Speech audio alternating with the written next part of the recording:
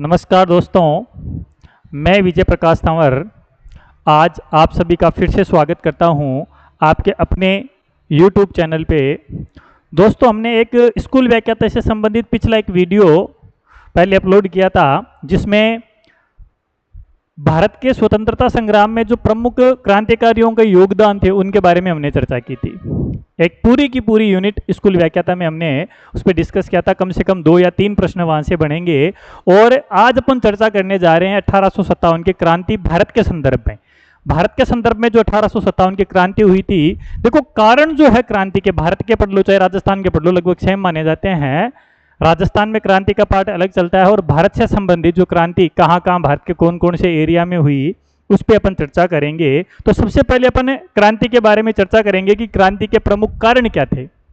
1857 की क्रांति क्यों हुई, अंग्रेजों से युद्ध करने, अंग्रेजों से लड़ाई करने के प्रमुख कारण क्या थे। दोस्तों, अपन पहले चर्चा करेंगे कारणों में। पहला कारण माना जाता है राजनीतिक कारण। 1857 की क्रांति का पहला कारण माना जाता है राजनीतिक कारण है, और उस राजनीतिक कारण में है लॉर्ड डलहौजी द्वारा की गई सहायक संधियां। लॉर्ड डलहौजी ने अपनी जितनी भी रियासतें थी उन रियासतों से सहायक संधियां करना शुरू कर दिया था, और सहायक संधियों के बदले जो दी जाने वाली चीज थी, बदले में रियासत की सुरक्षा का वादा किया जा रहा था। रियासत की सुरक्षा का वादा। देखो यहां पर क्या होता था कि सैनिक टुकड़ी और ब्रिटिश रेजिडेंस ये तो अंग्रेजों के अधीन रहती थी, उसका खर्चा जो लगता था वो रियासत के अधीन था। खर्चा रियासत के लगता था, बाकी पूरा का पूरा काम जो है वो लॉर्ड डलहौजी ने अपने हाथ में ले लिया था और उसके बदले सुरक्षा का वादा किया था। लेकिन उसने सुरक्षा दी नहीं, वादे के अनुसार उन्होंने काम नहीं किया। यह पहला इनका कारण था। और इस सहायक संधियों के तहत सबसे पहले जो संधि होती है वो हैदराबाद रियासत ने की थी 1798 ईस्वी में। हैदराबाद के नवाब थे निजाम अली। दूसरी जो संधि है वही 1799 में मैसूर, वहां के राजा थे कृष्णराज। 1799 में तंजौर ने, वहां के शासक थे सरफरोजी। 1801 में अवध ने, वहां के नवाब थे शहादत अली। 1802 में पेशवा बाजीराव। 1803 में भोंसले रघुजी, ये ध्यान में रखना है। और 1803 में दौलत राव सिंधिया, और भी बहुत सारे लोगों ने सहायक संधियां कर ली थी। ये प्रमुख सहायक संधियां मानी जाती है। और इनमें सबसे पहले जो सहायक संधि है वो किसके द्वारा कर ली गई थी? हैदराबाद रियासत के द्वारा सहायक संधि कर ली गई थी। ये लॉर्ड डलहौजी की सहायक संधियों वाला दौर था। दूसरा जो काम होता है, दूसरा महत्वपूर्ण काम है, दूसरी जो कारण माना जाता है वो डलहौजी की व्यपगत नीति, जिसको अपन गोद निषेध नीति भी बोल सकते हैं, जिसको अपन डॉक्ट्रिन ऑफ लेप्सेज कह सकते हैं, जिसको अपन राज्य हड़प नीति कह सकते हैं। इसका मतलब होता है कि कोई भी अगर रियासत है तो उस रियासत का राजा जब तक जीवित है वो तब तक वहां पर राज करेगा। अगर उसके कोई संतान नहीं है तो वो किसी को गोद लेकर उसका उत्तराधिकारी नहीं बना पाएगा। वो रियासत सीधी ईस्ट इंडिया कंपनी के अधीन हो जाएगी, अंग्रेजों के अधीन हो जाएगी। और उसको नाम दिया गया था डलहौजी की व्यपगत नीति, राज्य हड़प नीति। इसके तहत सबसे पहले सतारा को 1848 में, उसके बाद जैतपुर संबलपुर को 1849 में, बघाट को 1850 में, उदयपुर को 1852 में, झांसी के राजा थे गंगाधर राव, झांसी को 1854 में, नागपुर के शासक थे रघुजी तृतीय, इसको 1854 में। इन सारी रियासतों को इसी के तहत, इस व्यपगत नीति के तहत हड़प लिया गया था। यहां इस समय अवध एकमात्र ऐसी रियासत थी जिस पर कुशासन का आरोप लगाकर, उसमें कुशासन का आरोप लगाकर, वेरी वेरी वेरी इंपॉर्टेंट है, ध्यान में रखना, पूछा जाता है कि कौन सी रियासत को कुशासन का आरोप लगाकर हड़पा गया था, तो कौन सी रियासत है? अवध। अवध उस समय की ऐसी रियासत है जिस पर कुप्रशासन का आरोप लगाकर हड़प लिया गया था। कब हड़पा था? 1856, फरवरी 1856 में। यहाँ के नवाब थे वाजिल अली शाह यहाँ के नवाब थे। और अवध के लिए डलहौजी का एक कथन माना जाता है कि ये चेरी है जो कभी हमारे मुंह में आके गिरेगी। इसके अलावा डलहौजी ने नाना साहब की पेंशन बंद करवा दी, तंजौर व कर्नाटक के राजाओं की राज की उपाधियां छीन ली। डलहौजी ने घोषणा की थी कि मुगल बादशाह बहादुर शाह जफर का उत्तराधिकारी लाल किले में नहीं रहेगा, उसको लाल किला छोड़ना पड़ेगा। 1856 में कैनिंग ने भी कहा था कि अब ये मुगल सम्राट नहीं रहेंगे, है ना? क्या नहीं रहेंगे? मुगल सम्राट नहीं रहेंगे। ये कुछ कारण थे डलहौजी द्वारा प्रताड़ित किए हुए कारण है। प्रशासनिक कारण की बात करें ना तो सभी उच्च पद अंग्रेजों के पास में थे। और अंग्रेजों की जो जातीय भावना थी वो उच्च थी, वो अपने लोगों को ज्यादा आगे बढ़ाने का प्रयास करते थे, उन्हीं को जितने भी प्रशासनिक उच्च पद उन पर नियुक्त करते थे। सामाजिक और धार्मिक कारण की बात करें तो यहां पर ईसाई धर्म के प्रचार प्रसार को फुल छूट दे दी गई थी, है ना। 1813 में ईसाई धर्म के प्रचार को छूट दे दी गई थी। इसके अलावा धार्मिक निर्योग्यता अधिनियम लाए थे।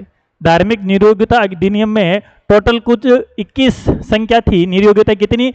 निर्योग्यता 21 निर्योग्यताओं का उल्लेख ये ध्यान में रखना है। इसके अनुसार ये कर दिया कि जो व्यक्ति ईसाई धर्म को ग्रहण करेगा उसके पैतृक संपत्ति से उसे वंचित नहीं किया जाएगा, बाकी सबको पैतृक संपत्ति से वंचित कर दिया जाएगा, लेकिन जो ईसाई धर्म को ग्रहण करेगा उसकी पैतृक संपत्ति छीनी नहीं जाएगी, उसे वंचित नहीं रखा जाएगा। इससे संबंधित मैंगलस का एक कथन माना जाता है कि ईश्वर ने हमें हिंदुस्तान का विस्तृत साम्राज्य ईसाई धर्म की पताका फहराने के लिए दिया है। मैंगलस ने यह बात कही थी।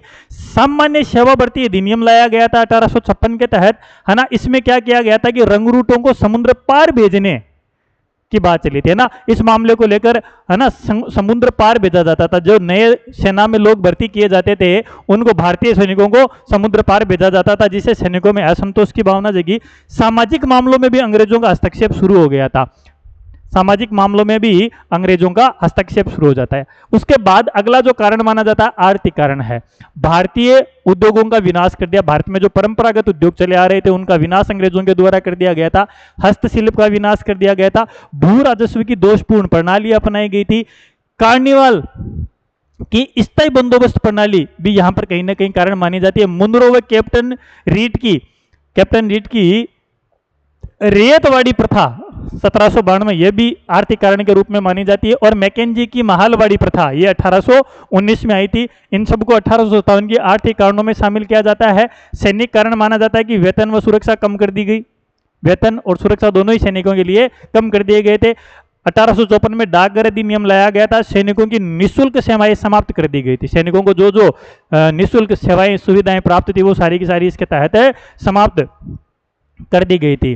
ठीक है ना। तात्कालिक कारण की बात करें, यह सबसे इंपॉर्टेंट कारण है। तात्कालीन कारण का परीक्षा में सबसे ज्यादा अगर प्रश्न आता तो वो तात्कालीन कारण आता है। और तात्कालीन कारण है एनफील्ड राइफल के प्रयोग में आने वाले चर्बी वाले कारतूस। दोस्तों, इस एनफील्ड राइफल से पहले एक जो राइफल काम में ली जाती थी जिसका नाम था ब्राउन बेस राइफल प्रयोग में ली जाती थी। इस एनफील्ड राइफल को सेना में शामिल किया गया था दिसंबर 1856 में, और इसका पहली बार प्रयोग किया गया था जनवरी 1857 में। इस एनफील्ड राइफल का सबसे पहले प्रयोग जनवरी 1857 में किया गया था।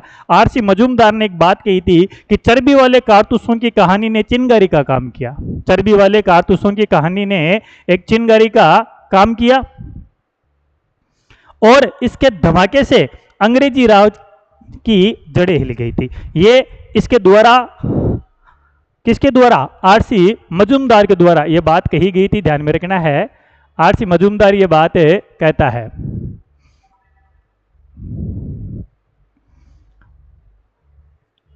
चर्बी वाले कारतूसों की कहानी ने चिनगारी का काम किया और इसके धमाके से अंग्रेजी राज की जड़ें हिल गई थी, है ना।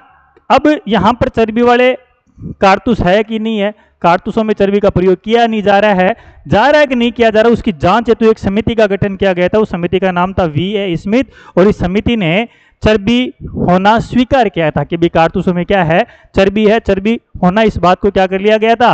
स्वीकार कर लिया गया था। ये ध्यान में रखना, चर्बी वाले कारतूसों की कहानी को स्वीकार किया गया था। ठीक है, आ जाएगा समझ में। उसके बाद क्रांति, जब इतनी सारी बातें हो गई तो इसकी शिकायत करने के लिए दो व्यक्तियों को लंदन भेजा गया था। लंदन में ब्रिटिश गवर्नर के पास में, ब्रिटिश पीएम के पास में इन सभी घटनाओं की सूचना हेतु, उस सबकी शिकायत हेतु लंदन भेजा गया था। और लंदन जाने वाले व्यक्ति थे अजीमुल्ला खां और राणोजी बापू। उस समय क्रांति के समय गवर्नर जो थे वो लॉर्ड कैनिंग थे और ब्रिटिश प्रधानमंत्री थे वो थे पामस्टोन। ब्रिटिश प्रधानमंत्री पामस्टोन। ये दोनों व्यक्ति लंदन जाते हैं, लेकिन यहाँ इनकी बात को सुना नहीं जाता। अजीमुल्ला खां जो नाना साहिब के सलाहकार थे और राणोजी बापू जो सतारा के राजा के सलाहकार थे, ये दोनों जाते हैं। जब इनकी बात नहीं सुनी जाती है तो यहीं लंदन में बैठकर ही 1857 की क्रांति की योजना बनाई जाती है। भारत में 1857 की क्रांति की योजना लंदन में बनाई जाती है। क्रांति का दिन 31 मई 1857 तय किया जाता है और क्रांति के प्रचार हेतु क्रांति का प्रतीक चिन्ह कमल की रोटी और कमल का फूल और रोटी को रखा जाता है। कमल का फूल और रोटी को रखा जाता है। दोस्तों, अगले वीडियो में अपन है भारत में कहां कहां क्रांति हुई है उसके संदर्भ में चर्चा करेंगे। अगर कंटेंट पसंद आया हो तो लाइक, शेयर, सब्सक्राइब करें और जिनको जरूरत है शेयर करें। धन्यवाद।